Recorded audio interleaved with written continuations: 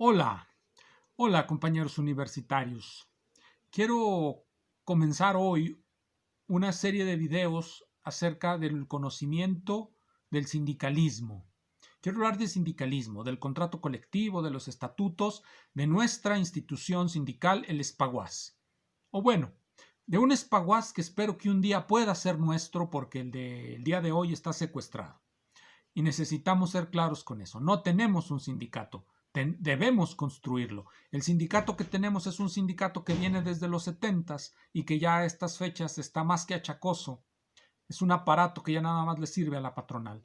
Pero antes de entrar en eso, quiero comenzar dando una perspectiva novedosa sobre lo que es el sindicalismo. Todos sabemos lo que es el sindicalismo cuando vamos a un curso de sindicalismo que nos da un abogado, nos va a hablar de derecho laboral. No, no, no, no, no. No vamos a hablar nada más de derecho laboral. El fenómeno del sindicalismo es muchísimo más dilatado y muchísimo más complejo que las simples normas del derecho laboral. Yo quiero enfocar al sindicalismo desde una perspectiva nueva, como ya dije. ¿Cuál es esa perspectiva? Vamos a enfocar al sindicalismo como una pseudociencia y nuestra intención es transformarlo de una peligrosa pseudociencia que destruye instituciones como resultado precisamente de su incapacidad de ser ciencia, en una ciencia que no solamente no destruye instituciones, sino que mejore real y eficazmente las condiciones de trabajo de los universitarios. El hecho de que sea una pseudociencia, el sindicalismo, se nota cuando todo lo que hace termina en un desastre, en una catástrofe. ¿Cómo está la universidad? Tiene una catástrofe financiera y en mucho es el resultado de errores que se cometieron por los sindicalistas previos que no se dieron cuenta de que estaban ejerciendo una pseudociencia muy peligrosa que llevó a la universidad a la situación en la que está. Tenemos trabajo precario, muchos de los universitarios, no tenemos una pensión garantizada.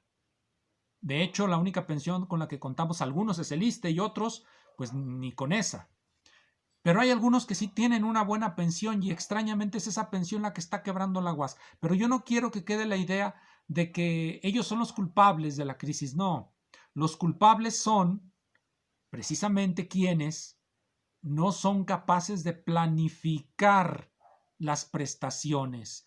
Las prestaciones cuestan y se necesita obtener el dinero de algún lado. ¿Cuál era el modelo? El modelo hoy día fracasado para gestionar ese dinero para esas prestaciones. El modelo político. Y ese modelo precisamente es lo que logró esta destrucción presente, esta situación en la que estamos. Es peligroso. Yo sé que muchos no se dan cuenta de ello porque entraron a una universidad en la que tienen un salario miserable, muchas horas de trabajo, una presión constante de directivos abominables. Eso lo sabemos todos. Sin embargo, aunque muchos digan que eso tiene solución, por otro lado no tiene más solución que la ciencia. Hacer que el sindicalismo sea realmente una ciencia, no una charlatanería como lo ha sido hasta ahora, no un medio para engatusar tontos y a hacerme del poder y salirme del problema yo en lo personal y que los demás sigan emproblemados pagándome a mí mis primas. No, ese no es el asunto. Mientras una institución se deteriora, se cae. Bien, vamos a enfocarlo de esa perspectiva. El sindicalismo es una pseudociencia y nuestra aspiración es volverlo una ciencia, la ciencia del mejoramiento de las condiciones laborales de los universitarios. Pero ¿por qué llamo yo al sindicalismo una pseudociencia? Por ahí quiero empezar. La pseudociencia se puede explicar con ayuda de 9 componentes. 9 componentes. Es una pequeña modificación que le hago al modelo de Mario Bunge. El modelo de Mario Bunge contempla 10 componentes, yo nada más voy a contemplar 9 porque una de esas me parece que se puede insertar en las otras sin mayor problema. Bien, vamos a explicar esas componentes, esas 9 componentes. La primera componente es que necesitamos un grupo de creyentes. En este caso, el grupo de creyentes son los sindicalizados. Ellos creen que los vamos a salvar, creen que los va a ayudar el sindicato. Hasta el día de hoy eso es una creencia que no tiene sustento real para la gran mayoría, solamente para algunos, que son los menos, el 1%. Bueno, no es el 1%, es poquito más del 16% de los universitarios que sí tienen un sindicato y un contrato colectivo que los defiende. Pero en principio necesitamos una masa de creyentes, de agremiados que crean. que crean que se les va a salvar.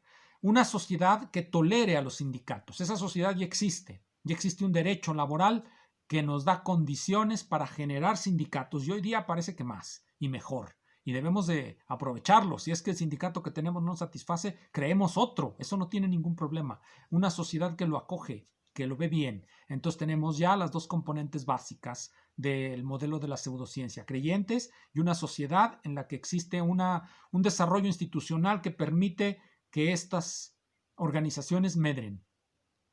El tercer componente es un discurso en el que hable de ciertos objetos que considere existentes. Ese discurso ya existe y esos objetos que se consideran existentes por todos los sindicalistas son el patrón. El patrón existe.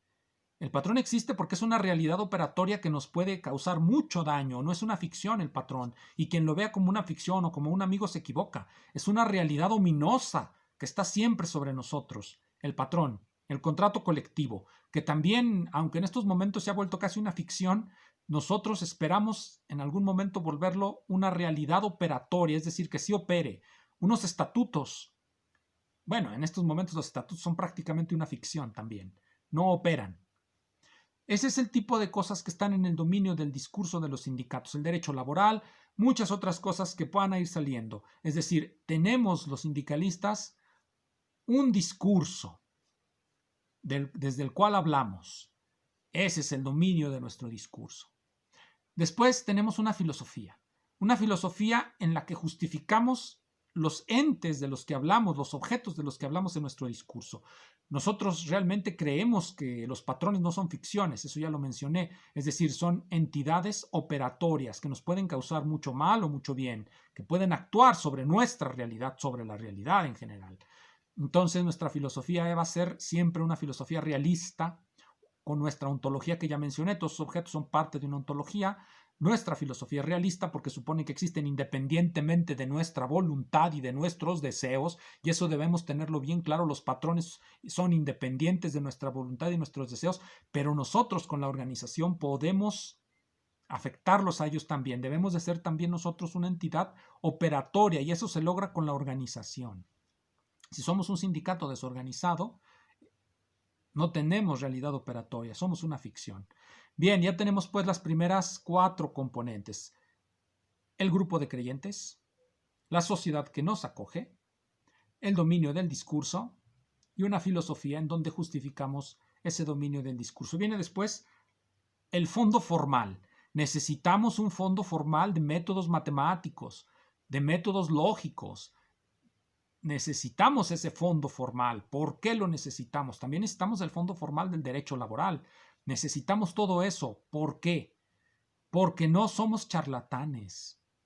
Porque solamente los charlatanes prescinden de esos modelos. Prescinden del derecho laboral, prescinden de los modelos lógico-matemáticos y prescinden de la política.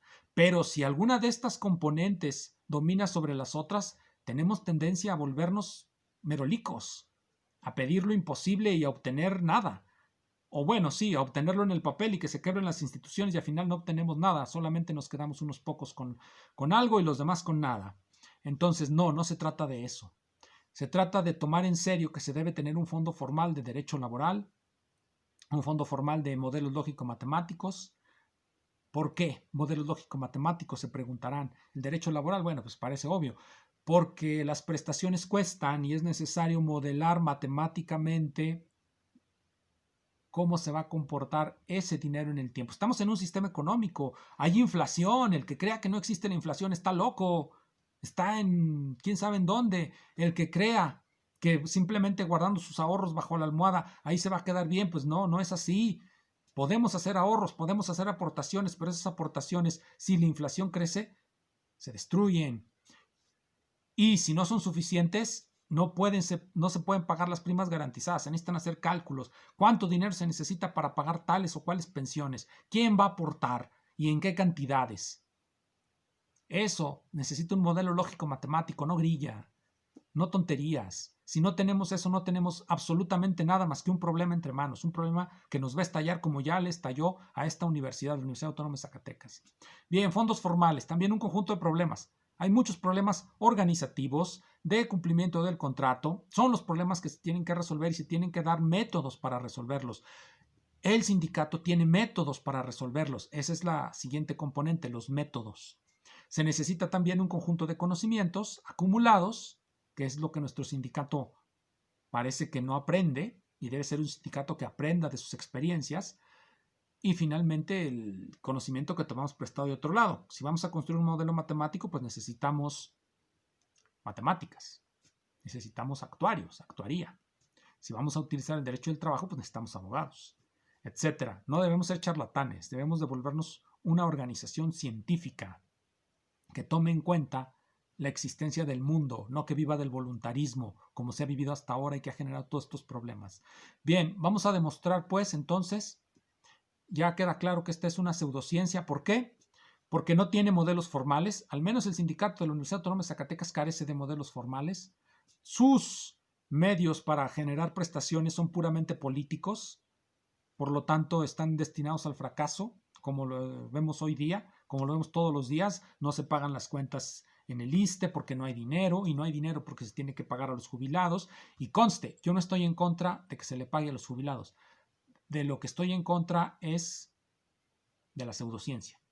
De la pseudociencia, de los engaños, de los embustes, de las mentiras, de no querer afrontar la realidad que las cosas se hicieron mal, que hubo rectores irresponsables que firmaron contratos impagables y que hoy día están pagando como pueden, por falta de modelos formales. Es decir, por eso son pseudociencias, porque no aprenden también esos rectores. Todo eso, como vemos, cuando analizamos las componentes, nos damos cuenta que el fondo formal, que el fondo de creencias, que el fondo científico no existe. Por lo tanto, somos una pseudociencia, los sindicalistas, una bola de charlatanes, y queremos dejar de serlo. Lo primero es darnos cuenta que somos charlatanes, lo segundo es tratar de salir hacia adelante. Bien, voy a sustanciar algunas de las afirmaciones que he hecho, pero antes voy a mostrar este libro, que es la Historia Económica General de México. Como dije, hay que tomar conocimiento de otros campos prestado para orientarnos en esto. ¿Qué quiero con esta Historia Económica General de México? El sindicato, el ESPAGUA, se formó en los 70s y formaba parte de esa filosofía del gobierno echeverrista y por lo tanto generadora de catástrofes, y por eso estamos tan mal, porque se creyeron en sus presidentes. No, hay que tener un pensamiento independiente. La ciencia la ejercen personas independientes con criterio propio. Si vamos a seguir lo que dicen otros, entonces no somos ni independientes ni científicos, somos merolicos, entiéndanlo, merolicos. Tenemos que pensar por nosotros mismos, aunque nos equivoquemos. De los errores aprendemos. Por eso no hay en el ESPAGUAS un fondo de conocimientos. ¿Por qué? Porque no quieren aprender, no aceptan los errores, porque lo ven todo desde el punto de vista político. No, se deben de aprender de los errores. Ya se equivocaron, bueno, pues no nos equivoquemos más, aprendamos de eso, no lo ocultemos. Bien, voy a leer la cita. Dice aquí, la economía mexicana vivía una etapa brillante en los 70s, aunque escondía una serie de rasgos que debilitaban su estructura. Los que construyeron el contrato en los 70s heredaron esto. Vivían una etapa brillante y el gobierno les pagaba todo. Bueno, el gobierno es mucho decir, el rector aceptaba todo. ¿Por qué? Porque el gobierno alentaba ese tipo de cosas. Era una etapa brillante, con una serie de debilidades que heredaron todos los contratos colectivos de las universidades que están en problemas y que no fueron capaces de elevarse al nivel científico y que viven de la grilla y de la política. Es decir, que viven en la pseudociencia. ¿Cómo van a ser grandes universitarios todos estos pseudocientíficos? Hay que delatarlos como pseudocientíficos. Bien, tenía una serie de rasgos que debilitaban su estructura y ponían en entredicho la viabilidad de crecimiento rápido y sostenido a largo plazo. Sin crecimiento rápido y sostenido a largo plazo no es viable ningún sistema de pensiones. Entiéndanlo, no es viable ningún sistema de pensiones sin crecimiento económico. Nada de que la felicidad, esas son tonterías. Necesitamos dinero, crecimiento económico para poder tener un sistema de pensiones. Si no lo hay, estamos en la lona y debemos de tener este conocimiento a la mano para saber qué vamos a hacer. Una primera debilidad era el aparato proteccionista, que se fue ampliando con el paso de los años al tiempo que el gobierno alentaba y protegía sindicatos afines políticamente, muchas veces en detrimento de las mismas empresas. Ese fue un modelo viable cuando hubo crecimiento económico. En épocas en las que no hay crecimiento económico es inviable quebrar empresas para apoyar sindicatos. Apoyar sindicatos que luego van a echar los votos para el partido. Por eso debemos mantener la independencia del espaguás, no venderlo. Pero sin embargo, eso no impide que seamos parte de la vorágine de los líderes populistas que nos llevan al desastre. Bien, el espaguás hizo un contrato, y quiero mostrar este del 89, y quiero referirme precisamente al capítulo 14. En el 89 ya estamos muy lejos de los 70, en el 89 ya estamos viviendo las catástrofes de los 70, estamos viviendo la inflación acelerada. Antes de que funcionen los programas de estabilización de pactos económicos, pero estamos viviendo eso. El pacto económico principal que se hizo fue acordar con las grandes centrales obreras que no iba a haber incrementos salariales, lo que se llama el tope salarial, la contención salarial anual. Por eso los sindicatos pues ya no, porque eso es parte del proyecto neoliberal y no hay otro proyecto para sostener la inflación dentro de ciertos límites. No hay otro, no hay. La izquierda no tiene otro, es ese mismo. Contener la inflación necesita conocimientos, no se puede hacer con pura política, entiéndanlo. Bien, capítulo 14 de las jubilaciones del personal académico. En las cláusulas de este capítulo no se menciona quién va a aportar para esto. Se sobreentiende que es la universidad la que va a pagar. La jubilación es un derecho irrenunciable e imprescriptible de los trabajadores que integran el personal académico. El derecho de la jubilación es independiente de cualquier otra prestación y se adquiere por el transcurso del tiempo. Cumplido 25 años, sin edad, no se ponía edad, lo cual es un error actuarial, y eso los va a decir cualquiera.